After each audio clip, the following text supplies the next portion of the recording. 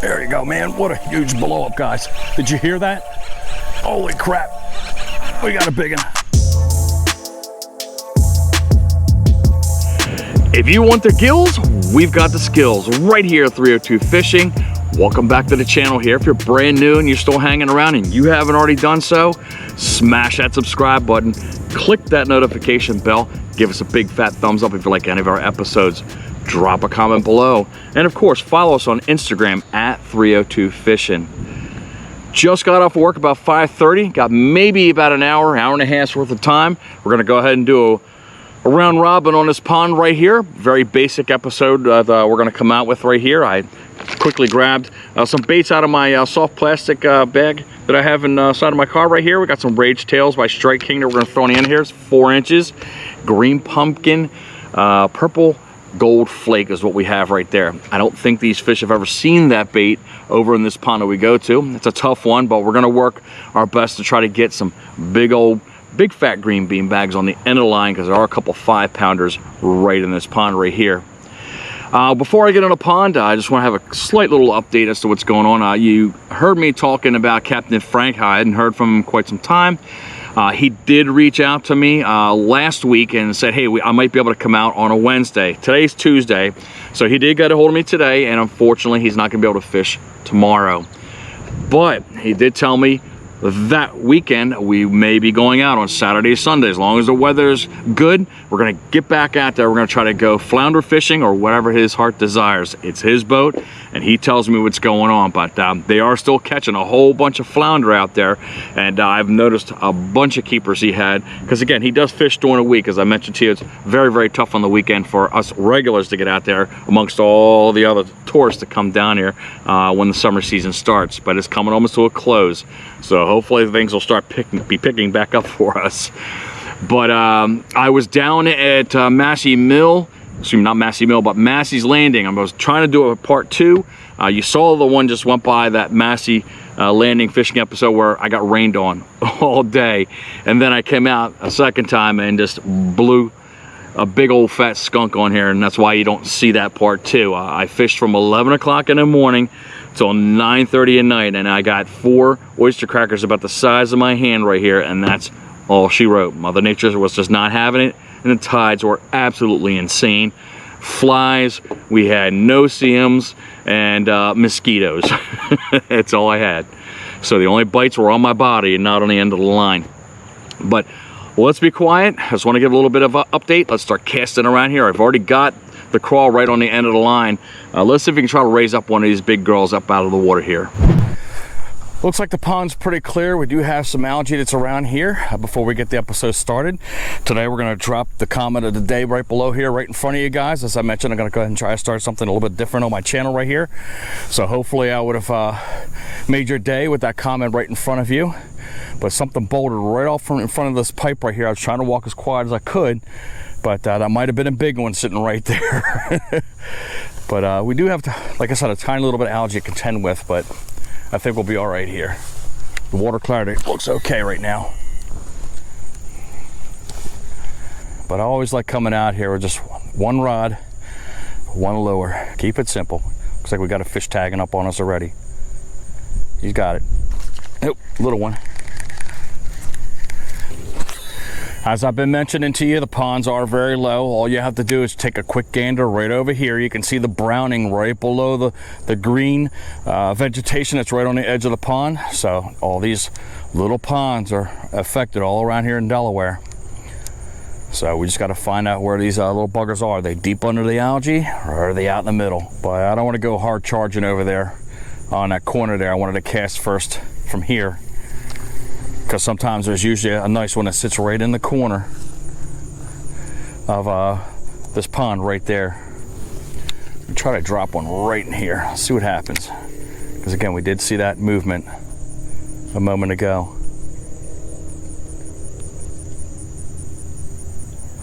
Never know, there might be one laying right in that pipe. Yep, look right here.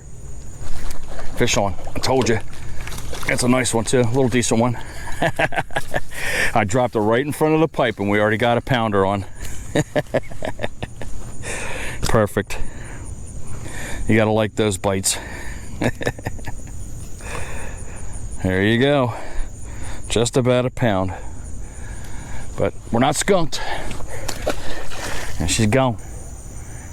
Now normally I would go ahead and cast around the edges and everything else like that, but this one right here, I want to get on the dock and I want to cast out deep, because that's where I normally see the big ones, is out in the summer and is in the deep area.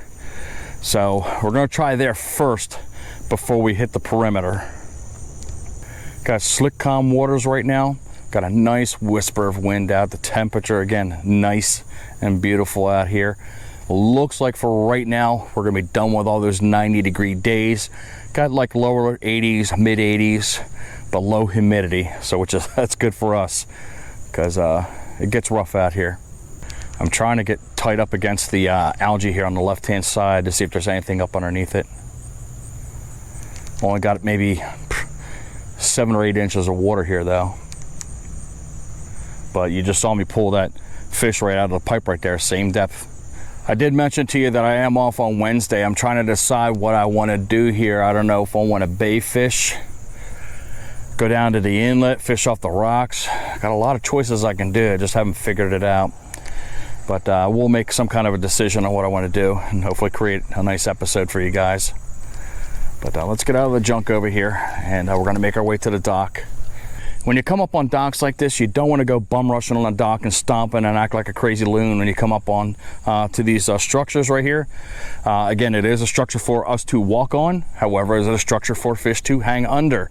So you never know, there might be something sitting right up underneath there. As I mentioned to you a couple seconds ago where I didn't film, I cast right to the right-hand side of that end of the dock right there, and a fish was right up on it.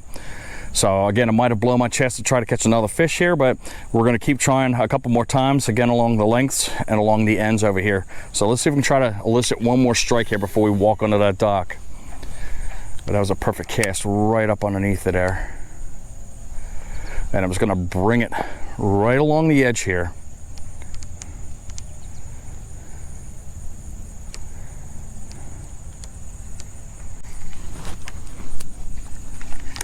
I hear fish busting up already over here somewhere. Small one though. If you land on the dock, that's okay. You stop, you click, and I don't know if you can see it or not, but you can see my bait hanging right on the edge of the dock right here. Just a slight pull and just let it drop right there. Those fish will hit that bait right on the drop sometimes. There's one right there. I totally missed it. I'm sure you watched the line move to the left-hand side. But the drop is a very, very effective way of trying to get fish on. So like I said, when you let it drop into the water, don't move it. Just let it sit there for a second. Boom. See if he gets it again.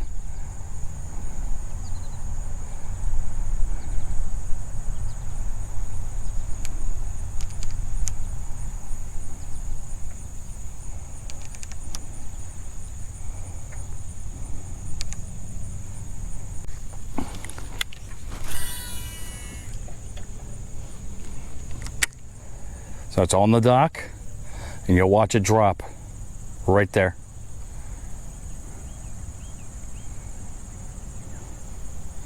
And just let it hang for a second. But I think we blew our opportunity there when I missed that fish over there on camera. All right, so now we can walk up on the dock, and we'll probably spook whatever's there. The water clarity looks really, really good. Got a bunch of bluegills around here. So as I'm walking across here, I'm walking quietly. Don't go stomping. So I know about this pond right here. I know there's a drop off. It's right here. We're gonna fish that in a couple minutes right now. But my main concern right here is in front. We're gonna fan around here, and there's gonna be a fish here somewhere. And our job is just to be methodical and slow and be deliberate in what we're doing here and try to get these fish on the end of the line.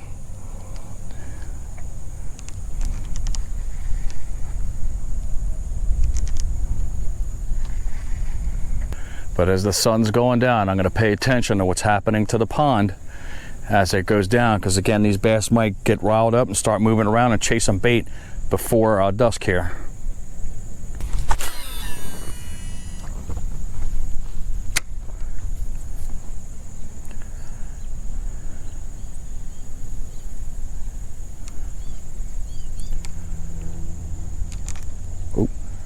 There's a fish right there. There you go, fish on. Got it on a drop. Oh my God, it's a decent one, guys. Yeah, it's a decent one. I knew as soon as that rod started bending down more, got to get out from underneath that dock. There's a bass busting up over on the other shoreline. Real pretty bass, guys. About 2 pounds. I knew they couldn't resist this rage tail. Oh, ouch. He's mad he got caught. All right, I gotta get my pliers out because he's got it almost to the gullet, but not in there yet. But I'm hearing multiple bass. One over here, there's another one busting over here. See the rings over there? Those are bass busting up on the edge right now. All right, we got our bait out. And we got our pretty little bass. Just about 1.5 pounds, almost 2 maybe. But let's get her in the water. She's gone. Need that big mama on the end of the line. I think I got you guys a little bit of a correction here on the video. Man, that bass are busting up over there, but I know they're gonna be small ones over there. But I had mentioned to you that I thought the 130 was the biggest Whopper Plopper out there, but multiple people obviously commented below and let me know that the 190 is the biggest Whopper Plopper out there, mainly for, again, big bass, and a lot of people use them for obviously muskellunge and pike, which we really don't have here in the state of Delaware. We do have muskellunge up in the Brandywine River, but they're few and far between, and that's about almost an hour ride away from me. I am going to try to make it up there sometime before the end of the year here, because I do want to get a smallie. I've never had a smallie, nor have I had pike in my whole life. I've had chain pickerel and bass, but that's about it. But I'm trying to get more species on the end of my line than I've ever had in my life. Since I've got this channel, obviously I've got the resources to potentially do that. But I'm always excited when I get something new on the end of the line. But this is a kind of prime buzzbait time right here. Man, look at them busting up over there, all over the edge.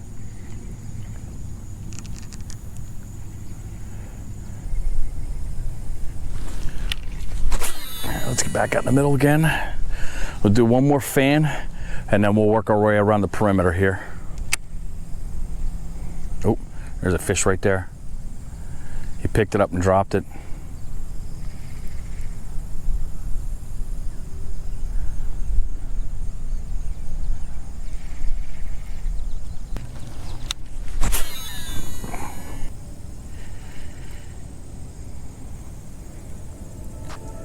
I think we got a fish on. There we go, fish on. It's a decent one too. It's a decent one. Yes, all right. I didn't even feel a tap, I just felt a pull.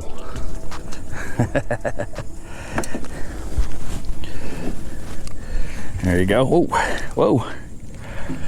Nice little black spot up on the fin. Check the tail right there, man. I got some good looking black spots right there. But still looking for the big one. Appreciate you. She's gone. Fish slapped me. How dare you touch me? I will tell you this, we've had multiple bass on here and this bait is hanging tough. Again, it's not too thick. It's still got a lot of elasticity and a lot of movement on it. But it's not torn up, you know. Like I said, it's been all over the hook here. Normally you rip that head up and that's about it, and it's done. You gotta replace. But I'm still holding the same bait from when we started this episode here. The retrieve on that one, as I'm casting out here, wasn't the jigging motion that I was doing at the beginning. I was actually reeling the reel a couple turns, and the bait comes across the bottom of the pond, and as it's coming across, his appendages are moving like this, so it looks like a crayfish coming across the bottom. And the other one looks like it's fleeing. That's why you see me pulling and jigging it up, because when they're panicked and rushing, they shoot up in the air backwards to get away. But when you're doing it this way, it looks like they're just on the bottom foraging. And hopefully it's an easy picking for a bass around here somewhere. Now this bait that I'm gonna pull out here, you've seen this bait before, but you've never seen this size before. I'm hoping we get some decent blow-ups on it. It'll be pretty cool. It'll be a first on this channel using that size bait.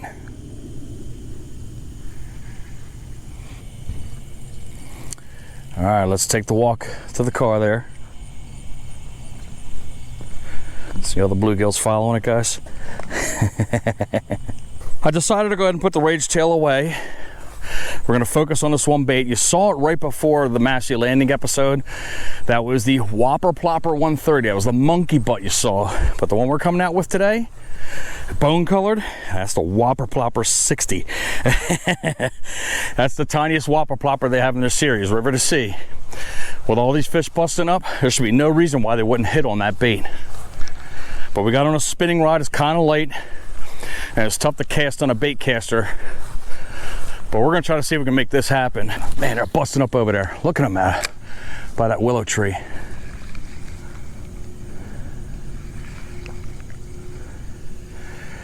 But I was out here one time before just fussing with it, and that seemed to be the best method right here. Just rather than doing a long retrieve, just busting it across the top of the water here. Couple spurts.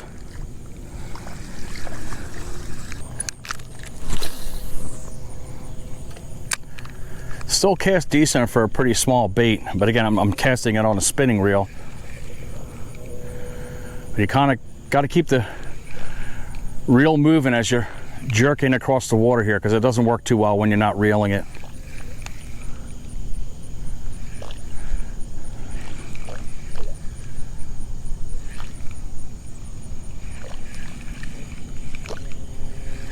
This little bait does like to spin a lot. Like the revolver, you know, the revolver has those keels and it won't spin. That's the only unfortunate drawback with these Whopper Ploppers, is that body swivels and sways.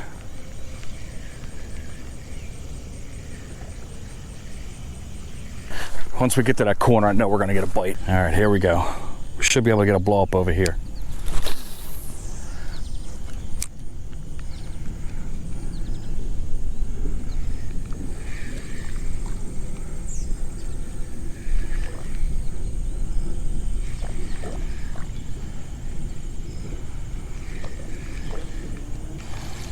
All right. I'm hoping I didn't make a bad choice here, guys.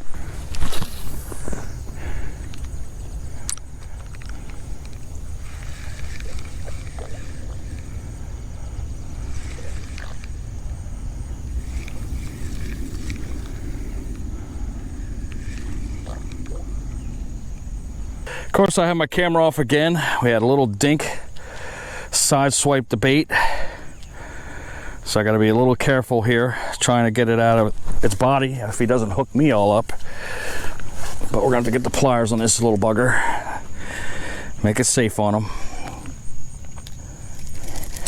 But we got the fish free. Dinky do. He's swirled up on it. He didn't even explode on that bait. But she's gone.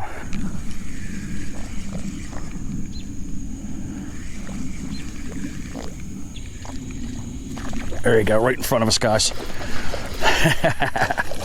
Yeah, absolutely destroyed that Whopper Plopper. I saw the little wake come up right before he hit that bait.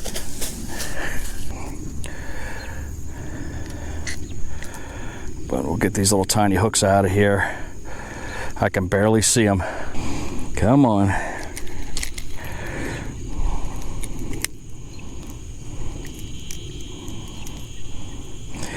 He's got two hooks in him, that's why it's hard for me to get the bait out. He's not a happy camper right now. There you go. And then we got to get out of the bottom lip. There we go. Got another dink right here. Boom. She's gone. These little ones are absolutely destroying this little thing.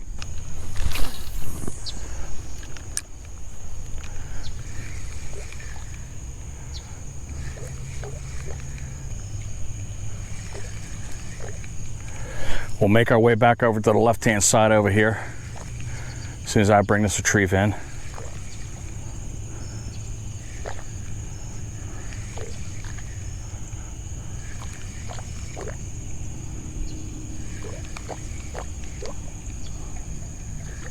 There's a bait. Oh my goodness, you broke my bait off, guys. Literally. I just lost my Whopper Plopper to a little fish. We lost our little Whopper Plopper 60, which again is not too much of a heartache. Again, they're plentiful at the Dick's and they're not too expensive. But we're gonna get that Whopper Plopper 130 back out there again and try the same retrieve and see what happens. If you're getting little ones in there, you know you may have a big one. But I do have a light that can go on my GoPro. That way if we do catch a fish, you are still able to see it even though it's dark out here. Got my swim bait rod, and I got the big old monkey butt 130 right here. We're gonna go right back in that corner where we're getting all those strikes and everything and see if we can try to get a big one to hit up on the gigantic Whopper Plopper. This is gonna be the first time we've ever had an episode going into the night. So we still got just a tiny little bit of dusk left so I can somewhat see the bait. But we're gonna get out here and try to do the same exact cadence that we did just a moment ago. I'm gonna try to get back over here on the other side of this willow tree. But it seems like this light won't stay lit for long. Just enough for me to see what I'm doing.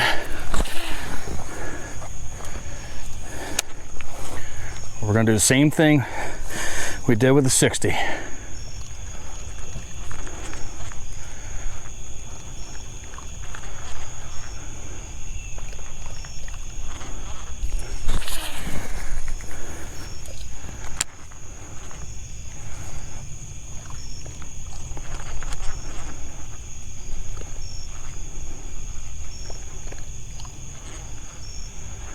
Man, I hope we get a giant bite.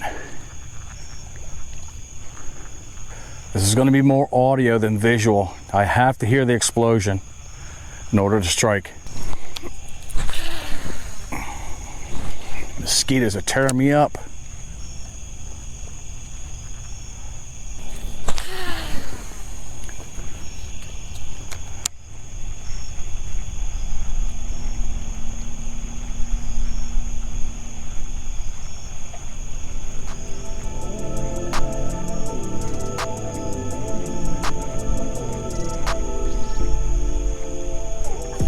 There you go, man. What a huge blow up, guys. Did you hear that? Holy crap. We got a big one. We got a big one, guys. Wow, that was an explosion and a half. Oh, what do we got here? All right, man, look at the size of that bass right there, guys. That was a massive explosion. Of course, the battery wants to die at the most unopportune time, but we got ourselves a nice one. Again, about 2.5 pounds right there. Let's get the grass off the face. But it absolutely destroyed that Whopper Plopper. So we need to get the pliers and get that out of there. And I want to try one more time and see if we can get one bigger than that. That was a beaut. We got our fish on and we'll get her back out in the water. Oop, she's ready to go. And she's gone.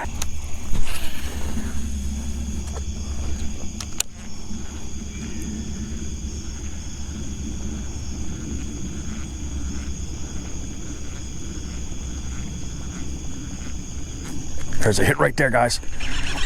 All right. All right. Come on. Come on in. Oh, I gotta tighten my drag.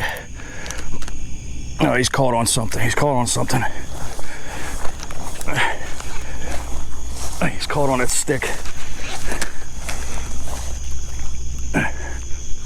Yeah, he's definitely caught on something here. And it's a good sized bass too.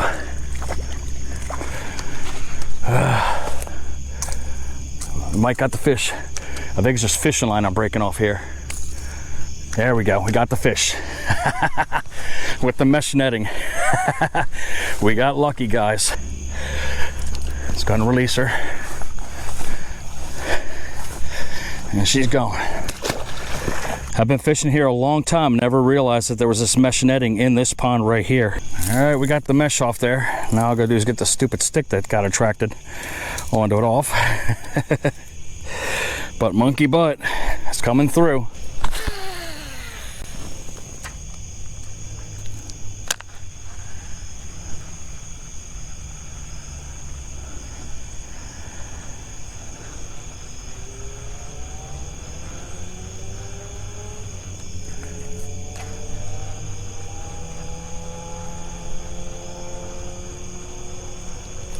There's a hit. There's a hit, guys. Not a huge one. Oh, he might be a big one. It wasn't a huge explosion, but it feels a real good fish right now.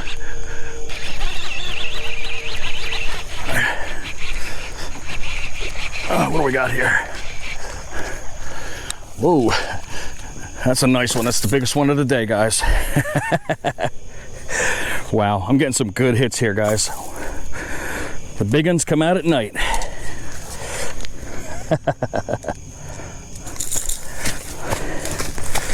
That one's got to be a good 2.5 pounds. Oh.